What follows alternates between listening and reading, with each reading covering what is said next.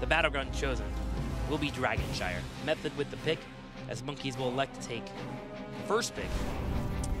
Dragonshire is a weird one because we have seen the Monkeys only twice on the map, and sorry, actually only once, and they lost the one game that they had on the map.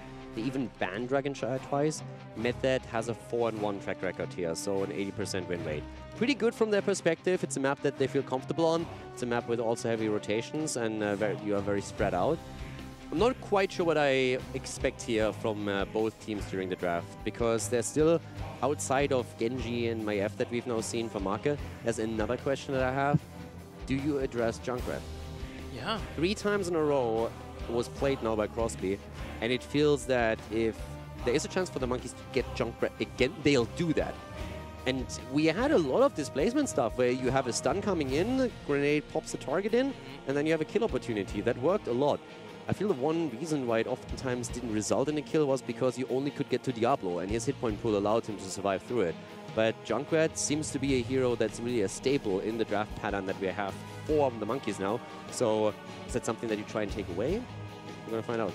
Possibly. He's a safe pickup on this battleground. Yep. The wave clear, obviously a great pickup, but the thing is that this battleground is so small between rotation between lanes, and you also very close to your turrets in the early game that you can find possible early picks, and those picks can lead into a dragon if you're able to have your top laner control the shrines. If you dropped a strong top laner for your team, Junkrat even gets to pay there. And then of course, there's always the strength of controlling the mercenary camps, which is always a main focus for teams on Dragonshire, that bottom lane giants and then night camp. I would definitely expect some change priorities in heroes. Muradin very likely to top up here so that you can control the rotations a little bit more, that you have the ability to jump in a Stormbolt. Genji targeted this time as a ban. We already more or less expected that for the third map. Didn't happen, but now they're banning it out, really respecting Marke's hero here, despite the fact that he struggled in some of these engages in the last game. But again, they were very difficult ones to begin with. All right, Abathur Medivh again, going for on the ADR bingo, and on the other side, we have Marke being attacked. His Maiev banned out, his Genji banned out, so now time for the first pick. Top laners, Dahaka, Yrel. I mean, I would say Deckard Cain or Yrel would be great first picks here again for them. So do that round. First thing goes to Muradin. Rimmer says, okay, you put me on a new brag for a game. I mean, you don't like him as the first pick on the spot? I mean, I said as we headed in that I expect Muradin to have a higher priority, right? Yeah. For this draft. So I'm just never really sure if I want to see him as that first pick, because if you're first pick on the map, you definitely get, before the second ban phase starts, you get another double pick. So I would take one of those two, Deckard or Yrel. Because even if Muradin gets taken away from you, you still get a good one. You still have good tanks around. But now you have given up Yrel, who usually is very strong on the top lane. And also we know that especially Ethereal Angel believes that Yrel is by far the best top laner for Dragonshire, and that he will take the hero if he can. So giving both of them up, I am not quite sure if I would have done that. I would have probably just simply said, okay, pick Yrel early, pick Deckard Cain early. If your opponent takes Muradin, which is not a given, you have still a bunch of tanks around to take in the second rotation. They didn't do that. They prioritized it slightly differently. They look strong today, so I believe in their choice here. I personally just expected this to be going down a bit different, especially with now even Greymane coming in. Monkeys are looking to have their 4-man really dictate the pace of this game, though. Muradin, Greymane, and Whitemane. Greymane's someone that typically falls off for a lot of us when it comes to actual trades. Hanzo does well against him. I mean, you're having to dodge around Deckard Cain. He's dropping out all these slows and these lockdowns. But he is a hero that if you find a target and you can hop on them quickly, he can dispatch them in a fast manner. Then, of course, he can peel off and deal with these camps that are important on Dragonshire. So Monkeys are making sure that even though they're playing against Yrel in that top lane, and the middle lane and the bottom lane, they can try and make something happen to grab a lead. Junkrat taken away. Junkrat taken away after it went over to the Monkeys 3 times in a row, so they are addressing that problem. And Phoenix pick 2. Also, the ban on Dahaka just basically is signalizing right here, listen guys, we don't want you to out-rotate us with a global. We are fine if you are trying to pick up Blaze again. Take him by all means if you really want him. And we have Nazebo now on the other side, okay, trying to go for that late game again and for those stacks. Is this the Blaze pick, or is this actually the Zeratul from Monkeys? It's going to be Blaze. I am wondering what they were thinking about here, because for me there was a snap lock into Blaze, but they let that go for so long that I was really thinking, are you going Malthael here? I don't think so.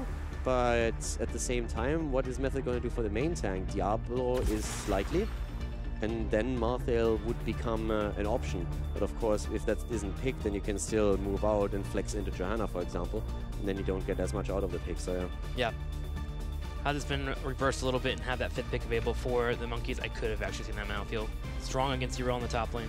I like Blaze more though. I really think they do a lot with Blaze here, and they played very well around it. For me, it was looking at Hanzo as the pick on, as a ban on the side of Monkeys, and I'm really, you're giving Benny Diablo again. You think that's a good idea? Because, again, look at the setup. You have Yrel, Deckard Cain, and Diablo. Yeah. Every single time I see that on any team, I'm like, okay, you're maybe not unbeatable, but this is incredibly difficult to deal with. Yeah, killing one is hard. It's not impossible. I mean, you can still make that work. There's a lot of tools that they still have, and I like the way that we are seeing the CC being stacked today on the side of the Monkeys. They have with Greymane now also another hero that with a Cursed Bullet could go and really chunk down those hit points very effectively. So that's definitely some tools available. But I personally would always hesitate to give any team Deckard Cain, Yrel, and Diablo. I think that those 3 heroes together so unbelievably tanky and survivable if you have them that you can't, it's difficult to break through the front line. I would have rather banned out Diablo, allow them to get Hanzo if they really wanted, and instead force them to go into Garrosh, Johanna, what have you.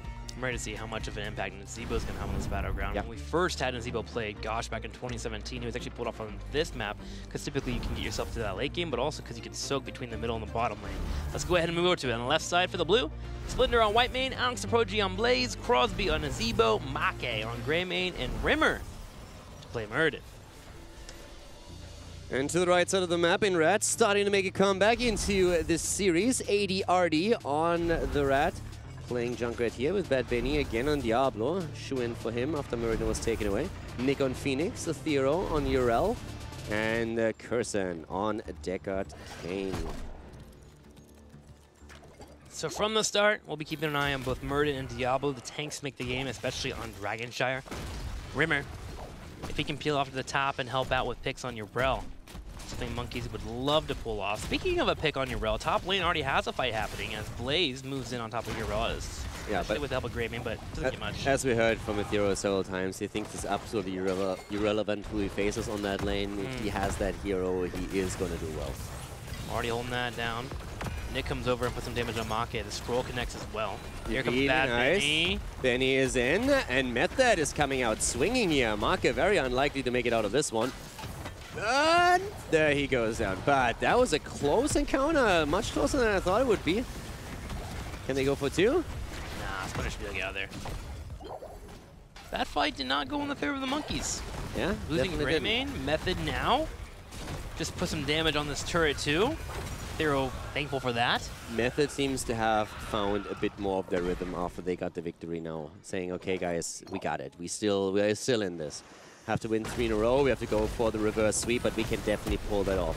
Monkeys, they are the ones who are now all of a sudden are a little bit more pressured since they are so close to a match win. Early night camp too, but Monkeys will answer back. The great thing about having a Greymane on your team is being able to chew through those mercenary camps. You can go to the Giants afterwards. However, Shrine control on the bottom. As an absolute fanatical Diablo 1, Diablo 2, and Diablo 3 player, every single time I hear that Town Portal animation, it completely throws me off. And I'm just like, wait, what? Which game am I playing? What's going on here? Every time. I was so confused right now when I heard that in the background. I was like, what? But that's why we played this game. The little moments like that, all mixed together. Highly confusing. Another kick at the top. Okay, I was wondering if Monkeys were going to step into that. I was really worried about Make dropping into Organ form and trying to clear out that night camp.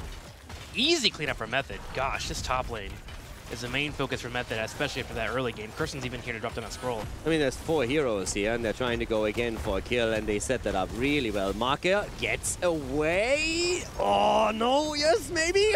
Sorta. The splash attempt here by Phoenix, trying to get the damage somehow onto him as he barely survives through the scroll. I mean, it's still basically a kill, though, right? This night camp cannot be cleared up. Alex is actually the main focus.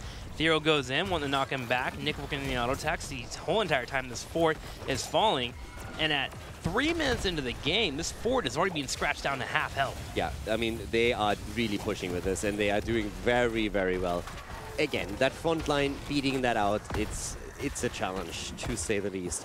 Late game is something that might turn things around a bit for the Monkeys with Nazeebo here, but right now, losing the top lane control, that's a problem. You are already in a bad one-on-one matchup with Blaze against Urel, since it's difficult for you to keep control of the shrine and then still get the lane experience.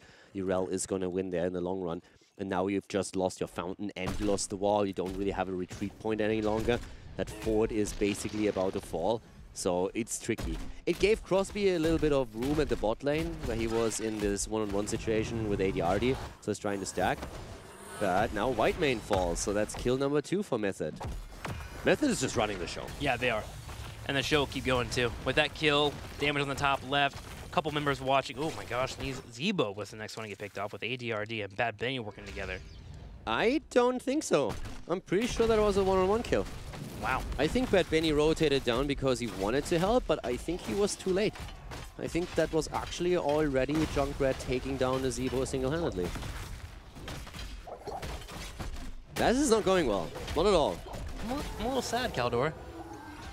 I'm a bit relieved that Method is showing some teeth here, because it was very surprising to me how much they struggled against the Monkeys in the first 3 games, even losing 2 of them. So now there's still a chance of Monkeys coming back into this, and again, we're looking at game 4 here, so there's potentially 5 in this series.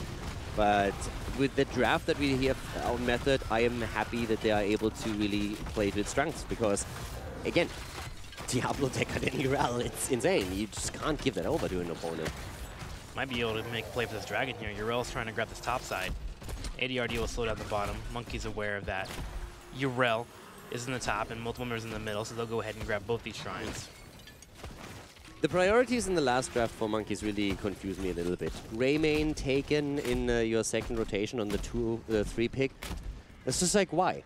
It's not like Make has a hero pool that can easily be exploited by simply banning out Genji and Maiev. You have the heroes on him where you can flex him into anything else if Greymane is actually taken away. But let's be honest here. Do we really expect Greymane to be picked by Method? No. Do we expect that hero to be banned out of nowhere? Personally, I don't. So that's a pick where I say, why do you take that on the 2-3 instead of just taking something like any other hero away for yourself? Junkrat, for example, the hero that they played in every single game. You just leave that open and it gets taken away by ADRD after you playing it 3 times in a row. Maybe it doesn't get attacked, but you have to at least realize that there's a strong possibility that your opponent is saying, hey, you played that the same backliner now 3 times in a row. We struggled 3 times against the displacement. It's time to kind of deal with that a little bit. So yeah, now they're getting punished for that draft. It doesn't mean that the Monkeys can't turn that around, but you can tell that this is way harder for them than it was in the previous 3 games. I mean, they're having a hard time just even trading. I mean, Nick steps up against Make. Granted, we're at 10-9 right now.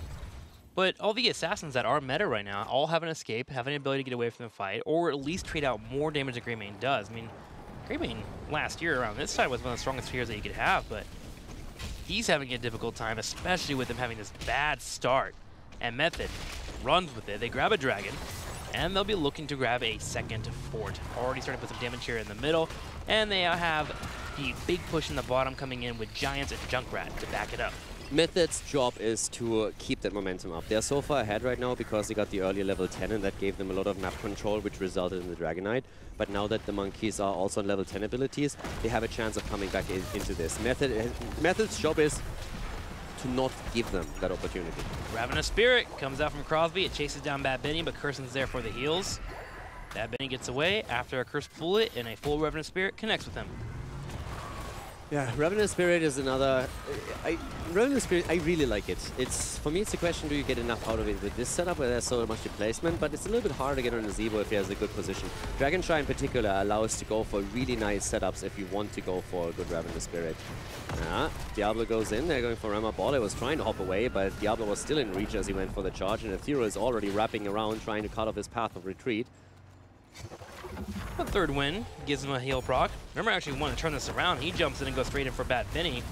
Was hoping to get to Alex the Prodigy. That didn't work out for him, though.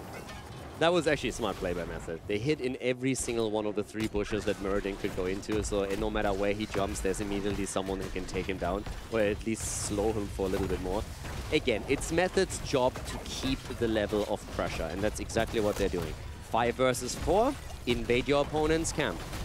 Type fight, doesn't matter. Get level 13, go for the next kill. They are just completely trying to slam the monkeys into the ground here. Not only to force them into game 5, but if you dominate this game, then you also can try and break their spirit a bit. Since we talked over and over again how much of a momentum-based team the monkeys are. If they win early on and they enjoy the games, they have fun, they play around there a bit, then they are in a situation where it's where it can be very tough to beat them. Monkeys getting to a point where they have to turtle up, though. Nazeebo's the only one slightly extended, but with the Giants being watched by his teammates, he's able to move up and grab a little bit of the minion wave. What is he at? 112 stacks right now. Method, with a talent advantage, is just running the show completely. Monkeys have to deal with the Night Camp pushing in the top lane, which means Method can rotate to the bottom, grab that Night Camp, have it pushing in, try to find a pick here and there. Where does the Monkeys turn this around? Is it when Ice Block comes online for Nazeebo? I mean, there's 2 ways. Either you find a kill through the Cursed Bullet and a setup with stuns, Stormbolt into Jet Propulsion, Cursed Bullet, and then go straight for the target. If you find that kill, that's how you can start. Harsh Discipline, yeah. Or you just simply play towards the late game, but I doubt that they can get that far. Locke will be the engaged. Scroll comes out. He gets out of the scroll. That was nice for him. Cursed Bullet there. Here comes Rimmer. Here's a Stormbolt. Ravenous Spirit, too. Yeah. No second lockdown though, and the salvo is deterring them, at least for now, pushes them back, and Benny can move out of this. Alex goes in, has the bunker still, and uses that to stay alive here. Keeps himself safe. They're holding on to that, but Ethereal is ready, and there's the kill. Alex going in too deep. No reason for that to actually occur, especially with you being a talent down. And the Night Camp being there too, making it even harder to get a kill. Yep, and they are starting to really fall apart here. 2 levels behind. 5 kills to 0, and again with only 4 on the map as the second Dragon Knight is activating. Nazeebo stays in the bottom lane. The Monkeys are going to try and delay this Dragon in the middle. The Crosby's doing a great job, by the way, when stacking. He's at 125 stacks, so he's doing work. He will have the stacks once he hits level 20 to take full control of the Violent Faction. Interesting. Monkeys actually were rotating to the middle, thinking about slowing down the Dragon, but they actually went for a pick on the bottom right. Didn't find anyone, and Nick actually won that exchange, putting Rimmer down to half health. Monkeys will hit 13, but now it's all about defense. Method groups up as 5, and they move straight for a keep in the bottom lane. This is a game where Method is just saying, yeah, they have a Nazeebo. 20 is strong for him, but let's just make sure that we take him down right now, and we never give them a chance to come into this. Interesting adjustment on level 13. Superstition is actually taking here for the spell armor. Helpful against the Tire and Junkrat's nades. Yeah, and I think Salvo as well. Not what we're really seeing these days a whole lot, but okay, adjustment here from Crosby. Dragon Knight gets burnt down pretty quickly, to be honest. Yeah, they hit 13, and they're on even talents against Method before they hit 16, so now was the time to make something happen. So they jump in. But you're basically 3 levels behind at this point. Yeah. This is going to be very, very tough. Finding the experience alone is tricky. I mean, the easiest way for them would really to get a kill somewhere and then start taking structures. That would really help them. Rimmer Baller sitting on 20 Stormbolts of the 25 that he needs. Crosby is the one that's really stacking well here, sitting at 140. But they are 7 levels away from 20, where he would get full value out of the level 20 ability. And all that Method basically has to do until then, if not even end the game, is to take a keep or 2 to make it very difficult for that to actually find enough value. Night Camp gets started for Method. They also start with the Giants. Monkeys are actually thinking about an invade here, trying to surprise and get a pick on somebody with Yrel being in the top. They actually steal away these Giant Camps. They get knocked to the top right. What? They're underneath the fort.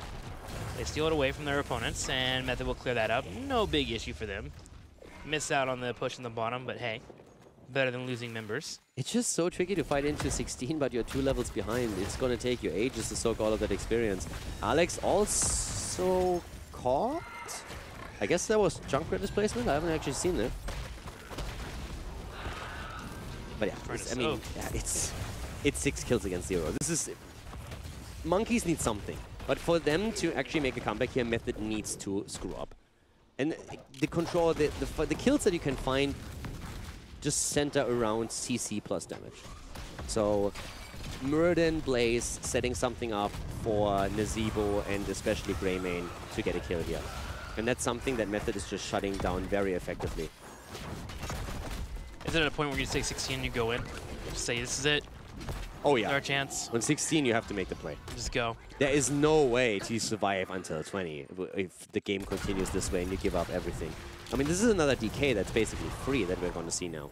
Especially with double night camp at the top, they have to deal with that. Yeah, exactly. So you have to deal with that, and you have to spend resources to save all that. But that means it's a free Death Knight.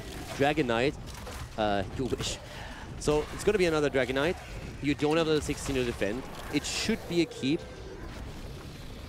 Then again, it's only 13.5 minutes into the game. Yeah. So they might. Feels later, doesn't it? Yeah, it feels a lot later. So the Dragon Knight didn't really scale that that heavily, but it should still be a keep here, especially since they're pushing with a Night Camp too.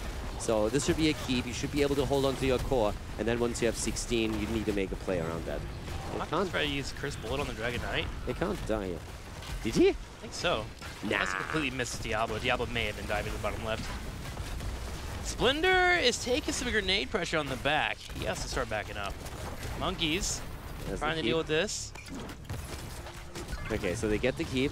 Now they will most likely rotate into the middle with the Dragon Knight, just like try and use the Fire Breath to poke down the wall. Unlikely that they're going to get the second keep, but not impossible. Yeah, spiders will nibble on this dragon. Yeah. What really helped at the bot lane was that the Night Camp that pushed in. That spell aura is absolutely fantastic if you want to empower and push even more. But yeah, so now we have level 19 for Method with all the structures they took down, and 16 any moment for Monkey Menagerie.